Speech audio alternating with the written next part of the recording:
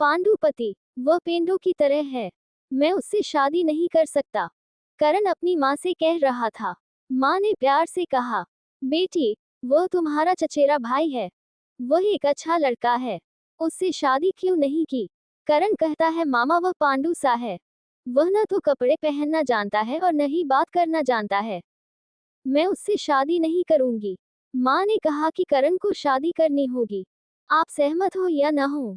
करण अपने चचेरे भाई विजय को फोन करता है और कहता है कि विजय, मैं तुमसे शादी नहीं करना चाहता, तुमने शादी से इनकार कर दिया। विजय ने कहा कि मैं अपने माता पिता की इच्छा के खिलाफ नहीं जा सकता। किरण कहती है कि मैं जिंदगी भर तुम्हारे साथ नहीं रह सकती। विजय ने कहा, तुम इनकार करो, मैं कुछ नहीं कहूंगा। जब करण ने देखा कि उसकी शादी विजय से हो रही है तो आत्महत्या करने के लिए करण ने घर पर पड़ाई की दवा की ढेर सारी गोलियां खा ली।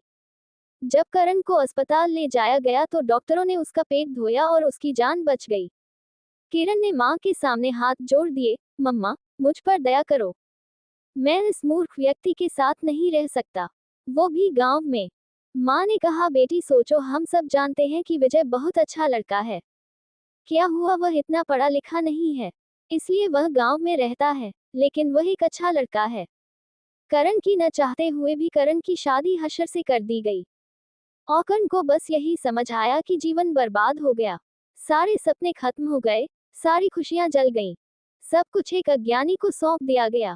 पहली शादी की रात, ये पहली रात थी जब करण ने विजय से कहा, विजय मुझसे शादी करना चाहता था, शादी कर ली लेकिन मुझसे दूर रहो। विजय ने मुस्कुराते हुए कहा, ठीक है। किरण, तुम इतनी नाराज क्यों हो? किरण कहती है, तुमने मेरी जिंदगी बर्बाद कर दी है। विजय ने एक बक्सा खोला जिसमें एक चमकती अंगूठी थी। विजय वह डिब्बा करण के सामने रख देता है और कहता है कि करण, यह उपहार तुम्हारे लिए है। करण ने अंगूठी उठाकर किनारे रख दी और क्रॉच के बल लेट गया। विजय ने कुछ देर सोचा और फारकरण के बगल में लेट गया। इस प्रकार जीवन का सफर शुरू हुआ। किरण का दम घुटने लगा विजय के साथ। विजय देखने में सुंदर था, वह बहुत पढ़ा लिखा नहीं था। करण एक मॉडर्न लड़की थी। सुबह उठते ही विजय करण का माथा चूमता, फिर करण खुद नाश्ता बनाते बनाते गुस्सा हो जाता, ये लड़का मुझे प्रभावित करने की कोशिश कर रहा है। जब वह विजय के हाथ का खाना खाएगी तो करण को बहुत आश्चर्य होगा, कितना मजेदार भोजन। रात को जब विजय थका हुआ आता तो किरण उससे कभी नहीं पूछती थी कि वह कैसा है। करण बस चुप था, वह अपनी दुनिया में विचरण करती रही, उसे कोई परवाह नहीं थी।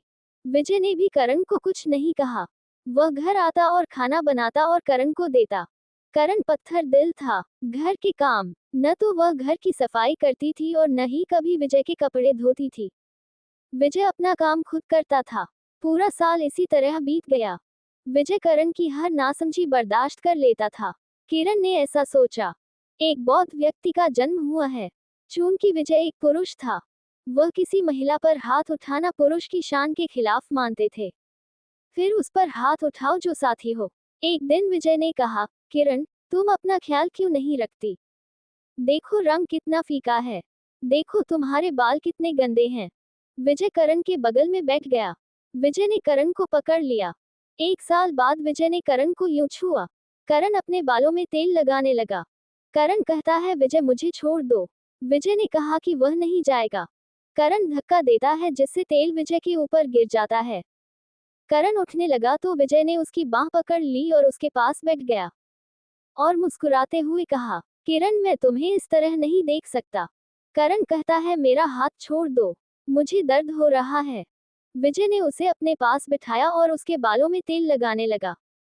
करण ने अपने सिर पर तेल लगाया और फिर चेहरे पर स्क्रब करना शुरू कर दिया। करण चुपचाप बैठा हुआ था। विजय ने मुस्कुराते हुए कहा, करण, अब स्नान करने जाओ, ओढ़नी ड्रेस पहनो, मैं तुम्हारी पसंदीदा बिरयानी बनाती हूँ। करण हैरान था, वह इतना तटस्थ होते हुए भी बहुत प्यार करता है।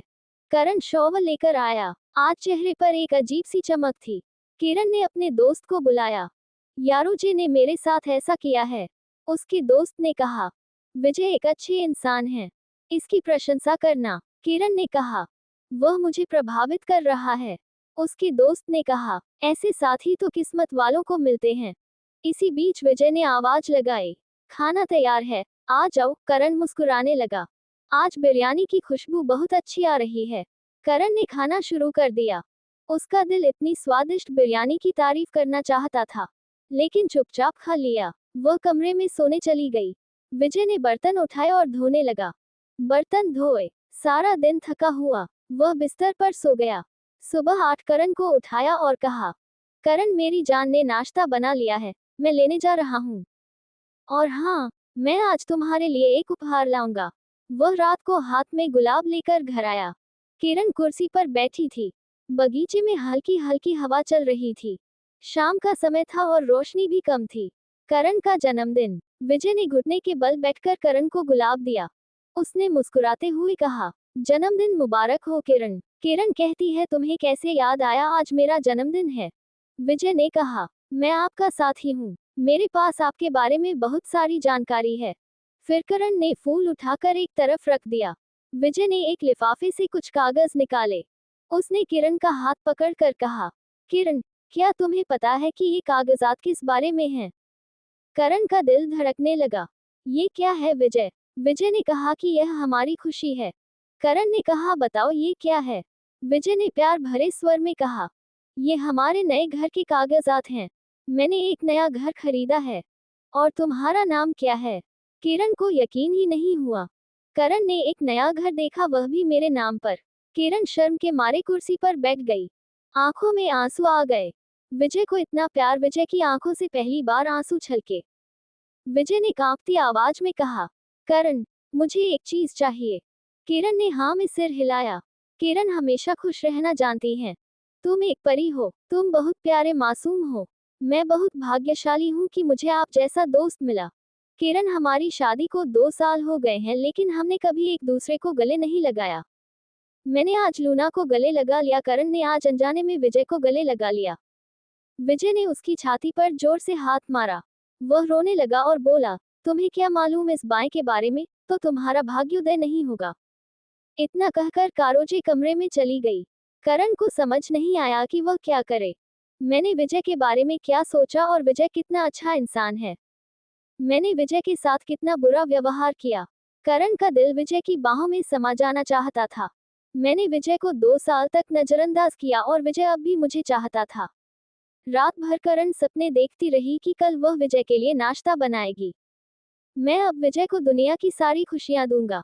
मैं विजय को फिर कभी दुखी नहीं होने दूंगी। रात बीत गई। करण ने उठकर नाश्ता बनाया और बहुत खुश होकर विजय के जागने का इंतजार करने लगा। बहुत समय बीत गया। विजय के लिए करण का प्यार।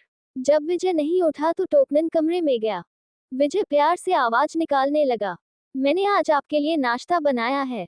विजय दूसरी तरफ मुंह करके सो रहा था। करण विजय को प्यार से छूता है।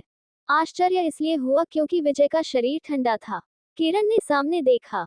विजय के बिस्तर पर खून पड़ा था। मुंह पर खून लगा हुआ था। करण चिल्लाने लगा। वो जोर जोर से आवाजें निकालने लगी, उठो विजय, तुम्हें क्या हुआ? विजय उठो। स्थानीय लोग जुट गए और उसे हॉस्पिटल ले गए। डॉक्टर ने चेक किया। डॉक्टर ने कहा, मैंने उससे कहा कि वह अपना ख्याल रखे, अपना इलाज कराओ, किसी को साथ लाओ, लेकिन शायद ये जीना ही नहीं चाहता था। किरण ने रोते हुए कहा, आपने विजय से क्या कहा? डॉक्टर ने आह भरते हुए कहा कि विजय को पिछले 1.5 साल से ब्लड कैंसर है। शायद उसकी देखभाल करने वाला कोई नहीं था।